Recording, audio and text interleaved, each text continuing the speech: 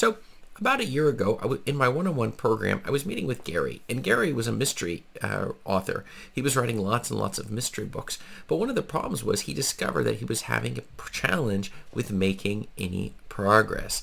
There wasn't anything coming along. His productivity level had dropped to almost zero. A lot of the enthusiasm and excitement about his whole writing of the series that he was working on, it was starting to disappear and completely evaporate. And the thing was, his main challenge was that he was unable to find any time for his self-publishing, but that was because he wasn't implementing the correct habits. So here's the thing.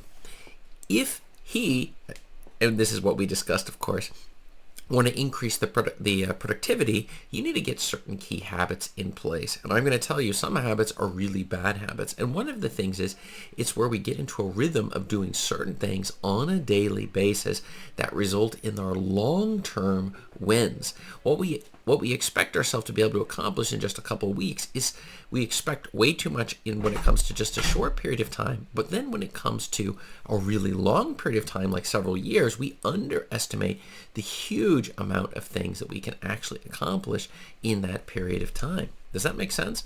And so here's the key habits. Number one, you should set a daily time goal. One of the people who introduced this concept was Seinfeld. He was saying, look, you need to practice and do something. You do it every day, and you mark it off on a calendar where you're marking off those days. And as you mark the days on the calendar off, you're forming a chain with those X's on the calendar, and he calls it don't break the chain. So you're keeping on a daily basis, but I am not basing this upon, I want to get my next 30 books out by the end of the month, and then I need another 40 books by the end. This creates stress. But if you focus more on a time and process-based goal, a habit-based goal, which is, I can get as much or as little done, but I'm going to devote this amount of time. And I'm telling you, one of the really powerful ones I've seen with many of my clients that really helps rocket things forward, it's the 5-minute rule, which is every day of the week, you're going to do 5 minutes on self-publishing. And so you set a clock and you actually get going on it. I use Die Timer, which is completely free. And so that's something you might want to check out. Ask me more in the comments if you're curious about the name or how exactly how that works out, because I just start the timer when I'm working and then I stop it. So it helps me keep track to make sure. Now for me, I'm not looking at 5 minutes, I'm looking at a lot more time than that, but I had some really dry periods in my self-publishing journey where I felt like I couldn't get anything done because I didn't have any time, just like Gary.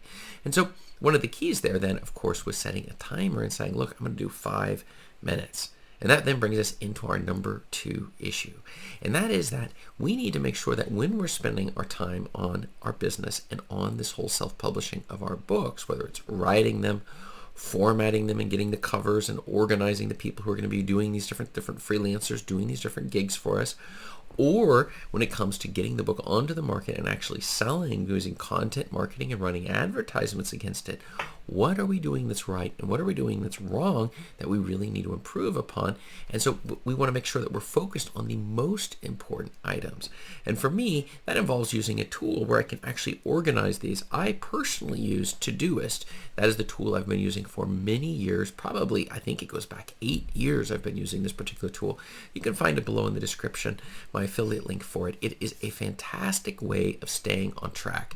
You're saying, look, these are the most important tasks that I want to do. You can prioritize them and then make sure you've scheduled them out so you're going to get them done first before you do anything else.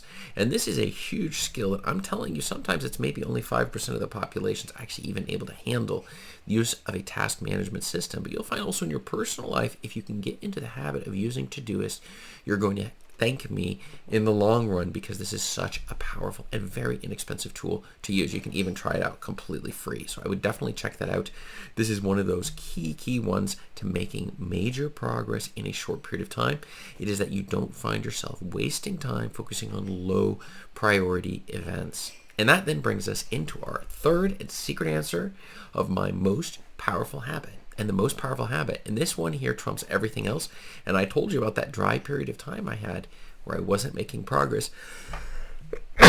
And what exactly did I do? The answer is I hired somebody for accountability, somebody a business coach who would be able to look at what I was doing and to help me focus on what are the most important tasks I should be using my time on in order to move forward and rocket forward my self-publishing business. And this was a really powerful tip that they had, which was this idea: even you have an accountability person who's holding you accountable to make sure you achieve each day what you said you were going to achieve. A perfect way to do this is through the group coaching program that I offer, where you're able to go in and update in Volley app my progress, and I respond to each and every person's comment in there on a daily basis. So we're going back and forth in order to ensure that you achieve your self-publishing goals. And this one is probably the most important of all of them, because whether you set a daily time goal but then don't do it, or you have your list of the most important things but you're not actually carrying it out, you need somebody to hold you accountable, and not a family member or friend. They are way too nice, and I'm nice too, but at least I'm able to say, look, what have you done? What's happening? Are we focusing on the most important things? And then we're able to really explore and double down on that. And that's one of the reasons why group coaching is something I myself wish, if I could go back to the beginning of my self-publishing career, I would have joined something like that a lot earlier. But I have a question for you that I want you to answer, which is, what habit have you found is the most important for making progress in your self-publishing? Is it one of the ones that I mentioned or something else? Let me know below in the comments, and check up above me here for more self-publishing answers to your questions, and I'll see you over there. Thanks.